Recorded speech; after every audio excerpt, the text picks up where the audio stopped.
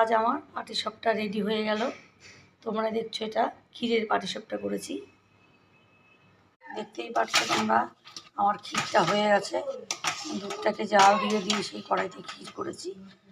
এখানে 2 কেজি দুধের ক্ষীর আছে, 2 কেজি দুধের ক্ষীর করেছি। ক্ষীরটা হয়ে গেছে।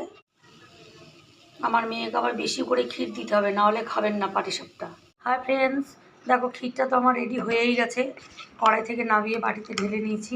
এবার হয়েছে পাটিসাপটা করার গোলাটা। এই গোলাটা আমি চাল বাটা দিয়েছি, গোবিন্দভোগ চাল বাটা মিক্সিতে ব্লেন্ড করে নিয়েছি, সাথে গুড় দিয়েছি আর দুধ দিয়ে গোলাটা করেছি। শুধু দুধ, একটু জল দিয়ে নিই। ক্ষীরটা ঠিক এইরকম হবে। দেখো আমি পিঠেটা এক্ষুনি বানাবো, তোমাদের দেখাচ্ছি।